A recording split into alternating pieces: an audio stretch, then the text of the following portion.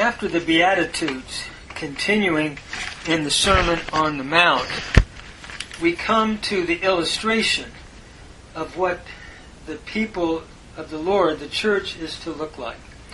We are to be like salt and light. And notice verse 13, he says, Humes esteta halas tes geis, eanda tahalas moranthe intine elistesitai, eis uden iscue, eti eme blethen exo katapetestai hupa ton anthropon. You are the salt of the earth. Humes is a personal pronoun, second person, nominative plural, from su in the singular. Este is your present indicative active, second person plural from emi, from the emi verb. So you are ta halas. Ta halas, you have your neuter, accusative, singular article in ta, and halas is the noun that means salt. So you are the salt, tes geis, of the earth. Tes is your feminine article, genitive singular, and geis is a feminine noun, genitive singular from gay. So you are the salt of the earth. Eanda tahalas moranthe. If the salt should lose its flavor. Ean is the conditional if, introducing a third-class condition. De is just your conjunction, and tahalas is the same noun again in the neuter nominative singular. Actually, both of these are nominative, I should say, singular. I had said accusative, but both are nominative, tahalas, because este takes a predicate nominative here. But if the salt should lose its savor, moraino means to have savor, or to lose savor.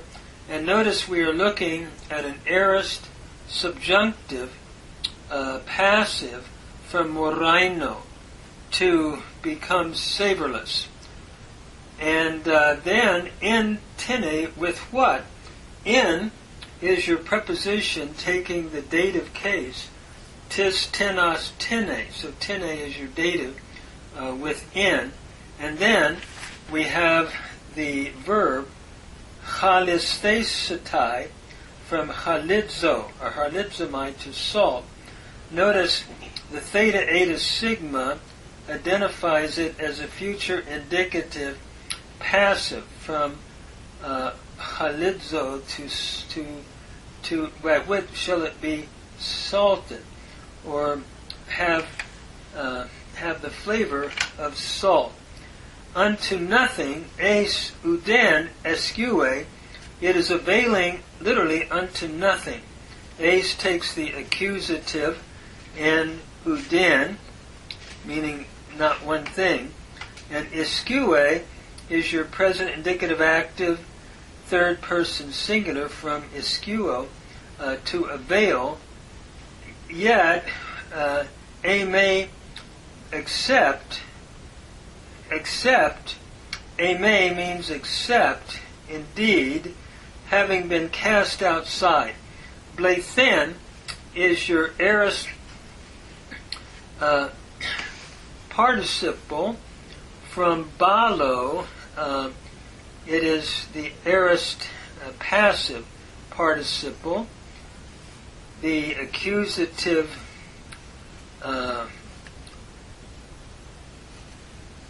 or the nominative singular from balo. It is availed nothing except having been cast outside, exo is your adverb meaning outside, to be trampled by men, underfoot by men. Notice katapatestai is from katapateo, to trample down. And it is the infinitive, present passive infinitive from katapateo, to be trampled down by men. Hupa is the preposition, and it takes here the genitive plural in ton anthropon. Ton is your genitive plural masculine article, and anthropon is your genitive plural noun from anthropos, meaning by men or of men. So one of the things that Jesus is illustrating here is that we're the salt of the earth. And salt provides flavor for food. But if it becomes savorless by becoming wet or something, then it really doesn't provide the flavor. It avails nothing except having been cast outside to be trodden underfoot by men, to be used perhaps so that one does not slip walking on wet terrain. But the point is, we are to flavor the world by our life and to add flavor. And we do that by living what the Sermon on the Mount is instructing us to do, what the Lord is instructing us to do. So we don't want to lose our savor. We want to do what the Lord has said to be, to have savor. And then he goes on in verse 14, and it says, Humes este tafos tu cosmu, udunatai palis, krubenai epano arus kemene. That is, you are the light of the world. A city is not able to be hidden if it's lying upon or sitting upon a mountain. Notice again, humes is your second person, personal pronoun, nominative case. Este is your present indicative active, a second person plural from eimi. And then we have the predicate nominative again in taphos tu cosmu. You are the light. Notice phos is a third declension noun. If we were conjugating it, it would be phos, photos, photi, and ta is the neuter nominative singular article. So you are the light of the world. And tu cosmu is your masculine genitive in the article, and also in cosmu with the u ending, a masculine genitive noun from cosmos. So you are the light of the world. A city is not able to be hidden. Notice u is just your negative particle. Dunatai is from dunamai, present indicative middle. It's a deponent verb. And palas is a noun meaning city. So that a city is not able to be hidden. Kru benai is the aorist infinitive passive, meaning to be hidden. So from the verb to hide, it is interesting here that we're like a city if we are living out what the Lord has called us to do. And when we live out and do what He has called us to do and plans for us to do, then we're like a city that's elevated, that cannot be hidden, but that it is visible for everyone to see. And this is from the verb krypto. It is an aorist infinitive passive. So to be hidden. And then he goes on, upon, sitting, or lying upon a mountain. Epano is your preposition, and urus, is your genitive, looking at the what the city is sitting upon a mountain. Kemene. Kemene is your present participle, middle form, from kemai, to rest upon or to lie upon. And so he then gives the illustration not only of salt, but of a city that's on a hill that you can't miss. You see a city on a hill, and it's very visible. And that's the way our life is to be. It's like an elevated city that people can see the kind of life that we have in obedience to the Sermon on the Mount.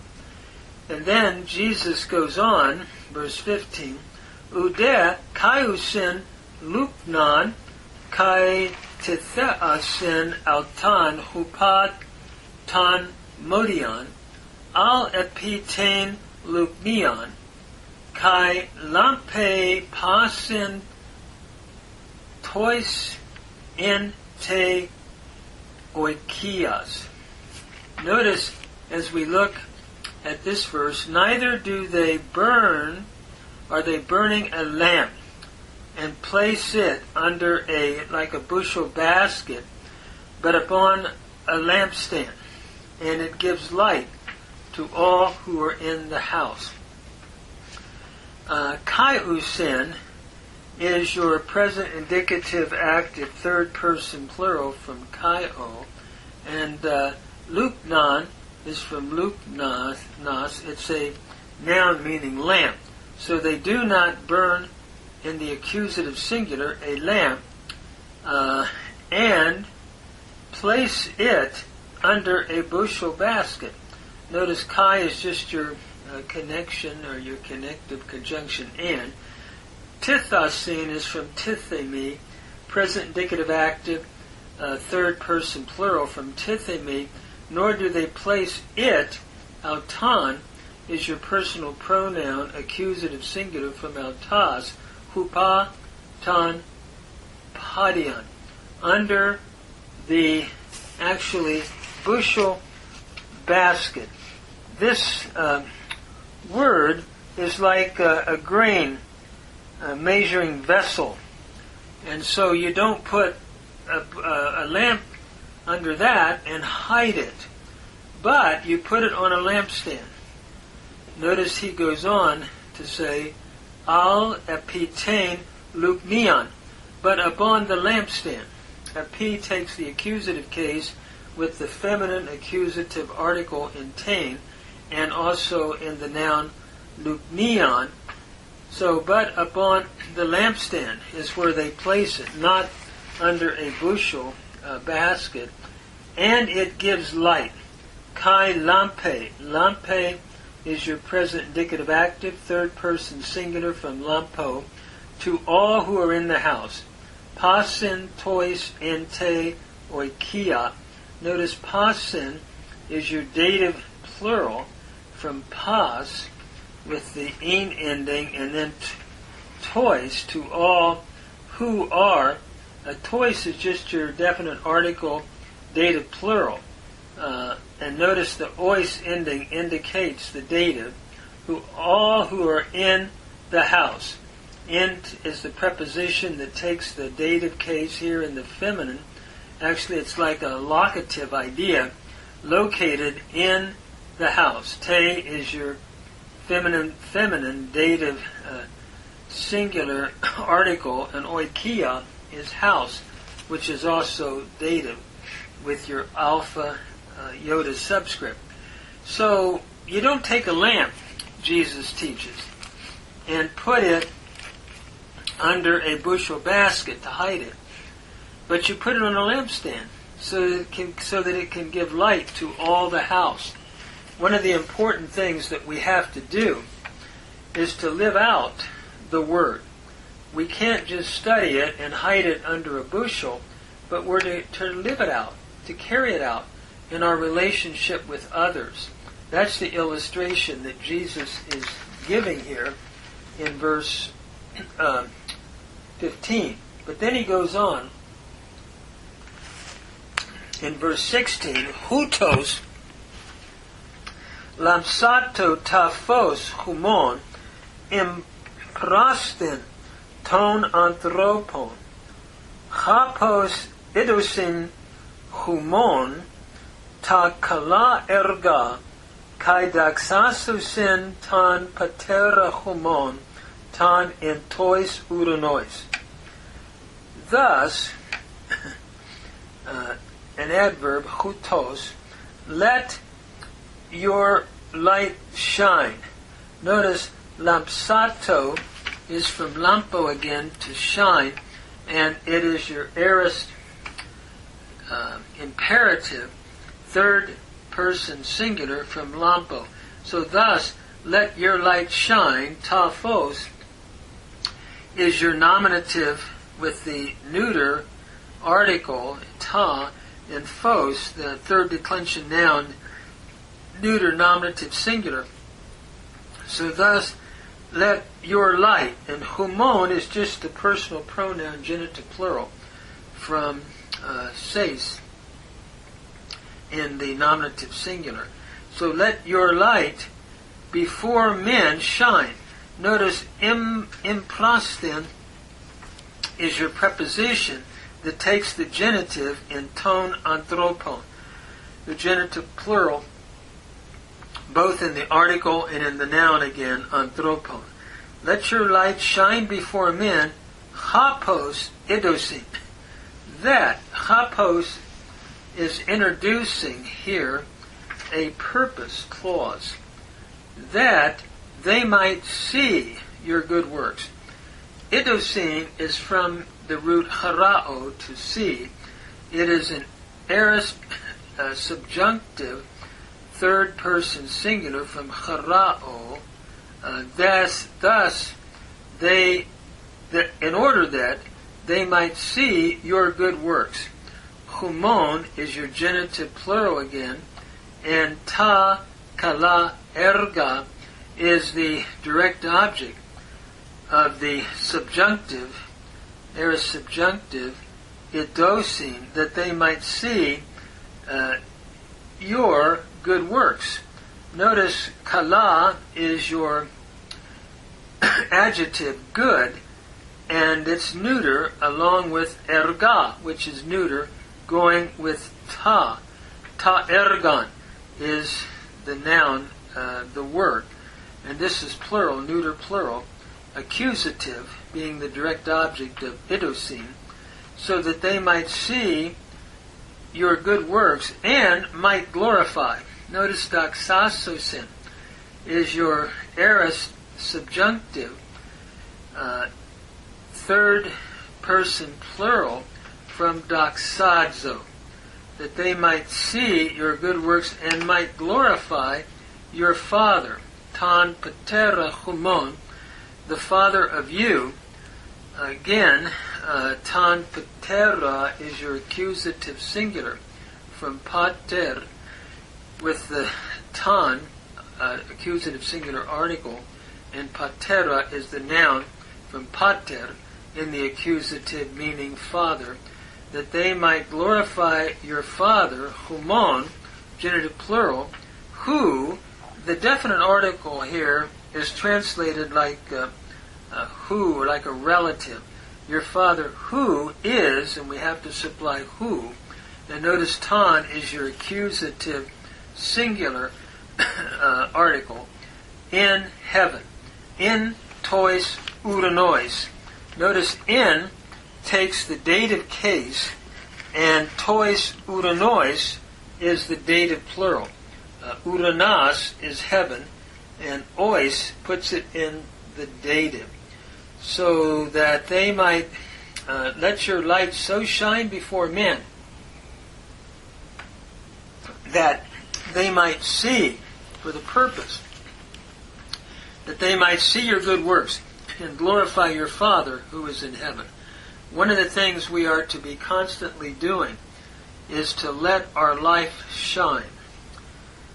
And we do that by living out the Sermon on the Mount, by obeying what the Lord is teaching. I've often said, if there's smoke or if there's fire in the fireplace, there should be smoke coming out of the chimney. And so when we really give our lives to the Lord and seek to live as He is teaching us, we'll see the smoke coming out of the chimney by way of illustration. So in this series of verses, we are to be salt and provide flavor. We are to be like light, like a city on a hill, that people can see the works that we do clearly.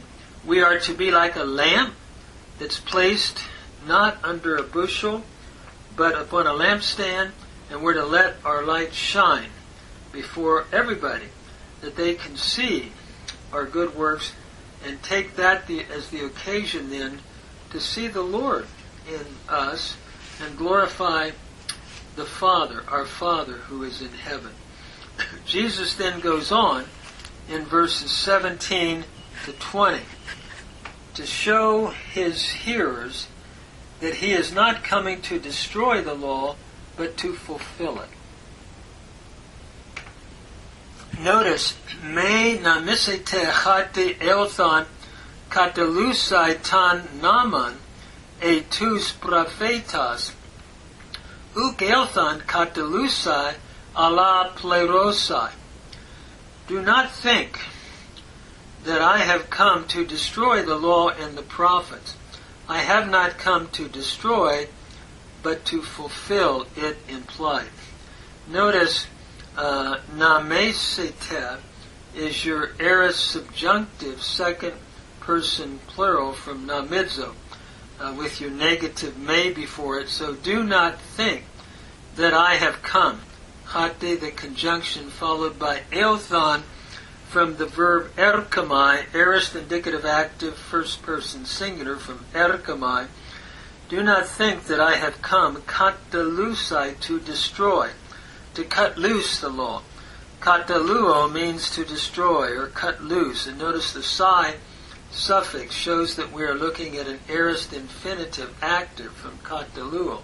So do not think that I have come to destroy the law, tan naman, accusative singular direct object with the article and the noun, or a little particle or, tus prophetas, or the prophets.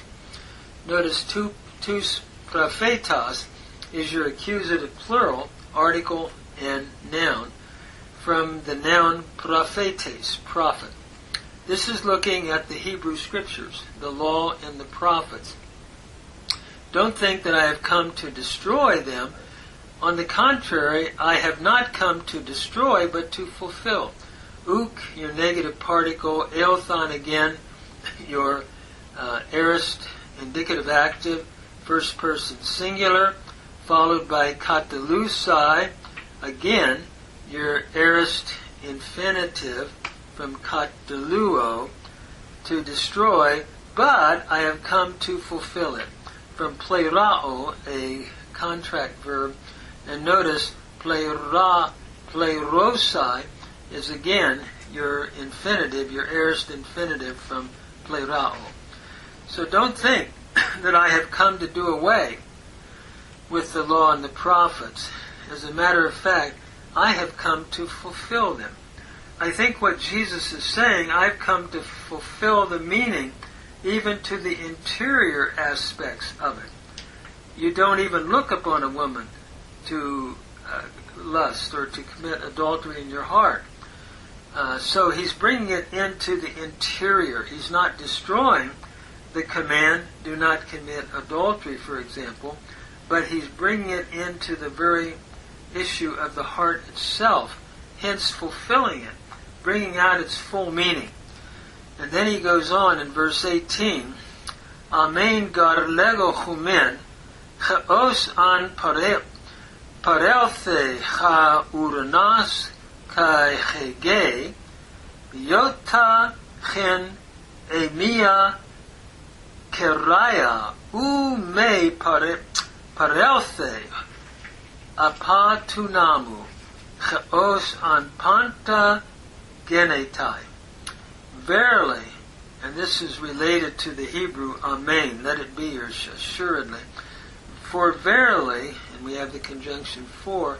I say to you, lego is just your present indicative active, first person singular from lego.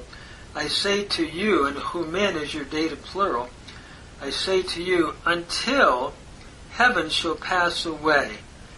Os on introduces the aorist subjunctive from parerkamai. Notice parelthe is simply your aorist subjunctive, third person singular. So until heaven should pass away and earth. Ha uranas is your nominative singular with the article and the noun, and he gay is your feminine singular article with the noun gay, meaning earth. So until heaven and earth pass away, yota hen emia kerea. Notice yota, one yota, or one, literally, horn. Actually, this is a very interesting word. It refers to, in Hebrew, a little extension of the consonant.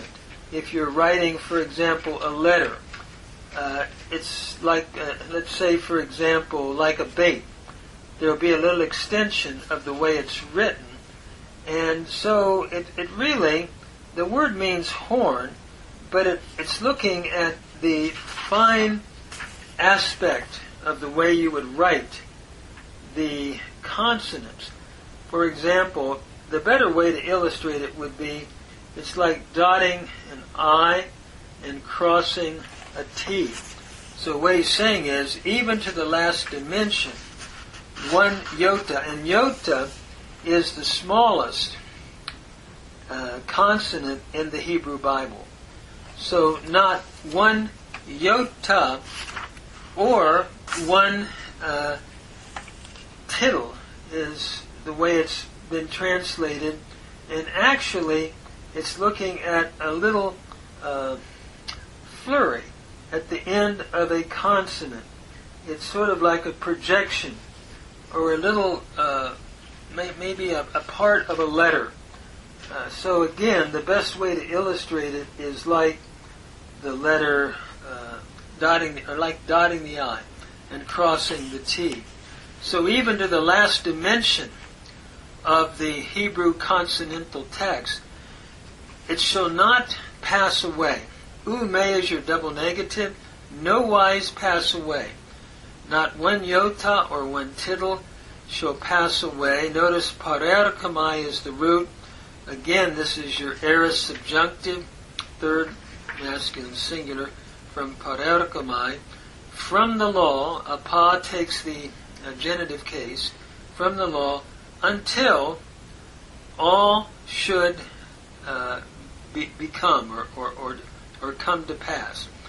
Notice os on is introducing the subjunctive genetai, which is your aorist subjunctive, active third person singular from genomai, to come to pass, and then panta, until all things, is simply your adjective meaning all, neuter plural, nominative neuter plural, from pas. And notice we go on then, every what he's really saying is every small dimension of the Torah needs to be fulfilled. I have not come to destroy it. It actually shows the high attitude or the elevated feeling that the Lord had toward the Word of God. Notice, he who, chas, relative pronoun, nominative singular, chas an, unluse mian ton in talon, tuton ton elakiston, kai didaxe hutos tus anthropus, elakistos klethesetai in te basileia ton uranon, chas de an poiese, kai didaxe hutos megas klethesetai in te basileia ton uranon. Whosoever, therefore, and notice after the relative pronoun, nominative, masculine, singular, we have the conditional on, introducing a third-class condition. Whosoever, therefore, shall loose one of these least commandments. Loose is your aorist subjunctive, third masculine plural, from luo, and mion is just your accusative singular from mia. Therefore, whosoever should destroy one of these commandments. Ton and talon is your genitive plural, article and noun, and tuton is the demonstrative pronoun of these commandments, again genitive plural, and then he has of the least. I've got another genitive plural, and you have your superlative of elakiston. So whosoever therefore should destroy one of these least commandments and should teach, again we have another aorist subjunctive third masculine singular from didasko, should teach thus, the adverb men, tous anthropous is your accusative plural, article and noun in anthropous, shall be least.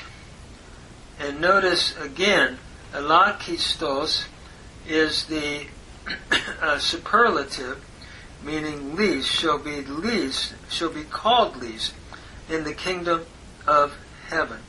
Klethesetai is your future indicative passive, third person singular from kaleo, shall be called. Notice that theta, eta, sigma gives it away as a future passive, shall be called least in the kingdom of heaven. In is your preposition showing location, and te basileia ton uranon is in the kingdom of the heavens.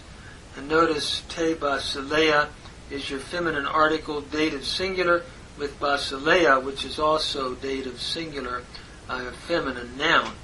And then ton uranon is again just your genitive plural in the on ending, shall be called least in the kingdom of God. But whosoever shall do, chas de'an poiese. Notice poiese is from poieo. Again, it is the aorist subjunctive third person singular from poieo, and should teach. From didasko, didaxe is your aorist subjunctive third person singular, should teach. This one, notice hutos is your demonstrative pronoun. This one shall be called great. Megas means great, and klethesetai, this one shall be called like a great one, an adjective again in your accusative singular. And notice klethesetai is from kaleo, future indicative passive, third person singular from kaleo, shall be called great in the kingdom of heaven. Again, a repetition in with the dative in te basileia ton uranon, followed by the genitive plural. Notice the kingdom of heaven means the rule of God. But often God's name is not mentioned, but heaven is substituted for it, meaning in the rule of God. But we have here the rule of the heavens, because we're looking at a Hebrewistic way of describing the kingdom of God. But then he concludes in verse 20, Lego gar humin chate an me perisues humon he dekayasune plean ton grammateon kai pharisayon me eselthete eis basilean ton uranon. For I say, Notice the conjunction for followed by again the present indicative active of lego, first person singular. For I say to you, humen is your dative plural, second person.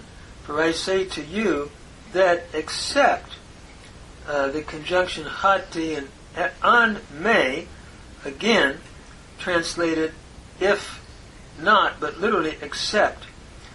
We're introducing again a third class condition. Except your righteousness should be greater. Persuo means to advance or increase. And notice again, it's your aorist subjunctive third person singular from persuo, should increase. And he dikaiasune means righteousness. Again, we're looking at a noun that's feminine, nominative singular with the definite article he, and humen is your genitive plural again. Except your righteousness is more. Here we have a comparative use of pleion is more than the scribes, is the way we translate it in Pharisees. Ton grammateon is your genitive plural, masculine with the article and the noun, along with pharisaion, which is also your genitive plural noun. So except your righteousness exceed that of the scribes and Pharisees, ume a selthete estain basileon ton uranon. You shall in no wise enter. Notice the double negative, ume, and aselthete, aselthete is your, again, subjunctive, aorist subjunctive, second person plural from a serkamai. You shall in no wise enter into the rule of the heavens or the kingdom of heaven. Ace takes the accusative. Tain basileon is accusative, both in the article and in the noun, feminine singular. And ton urunon is your genitive, article and tone, and also in the noun urunon. So what we're told in this section is Jesus is saying, don't think that I've come to destroy the law or the prophets. I've come to fulfill them, not to destroy them. As a matter of fact, heaven and earth would have to pass away first.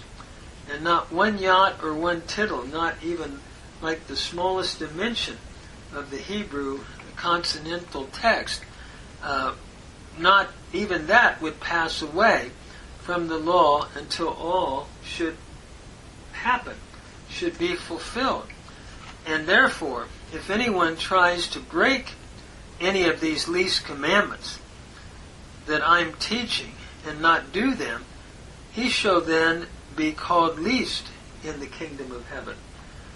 And whosoever shall do and teach, this one shall be called great in the kingdom of heaven. Jesus is saying, do what I'm teaching you. That is what will make you to be called great, especially in his heavenly realm among the angels. This is what we're to try to do to the glory of God. For I say to you, don't think that just by literally fulfilling things but not bringing out the inner meaning that the Sermon on the Mount is teaching, that don't think that by doing that you're fulfilling the law and what the scribes and the Pharisees are teaching. You need to go beyond that. You need to hear what I'm teaching, Jesus is saying, and accept your righteousness. Your righteousness means the way you live out your life in obedience to what I've been teaching. Accept your righteousness then, and if you do it, it will exceed that of the scribes and Pharisees, what they were teaching. So except it does, though, you won't enter into the kingdom of heaven. In other words, the life you live shows that you have imbibed and received the rule of the heavens into your life, Jesus is saying. And it's so critically important to follow what he's teaching, because you not only fulfill the law in every way, but it's pleasing to the Lord. This is what He has called us to do. And so our life needs to try to obey this great text of the Sermon on the Mount in everyday living and in everyday life.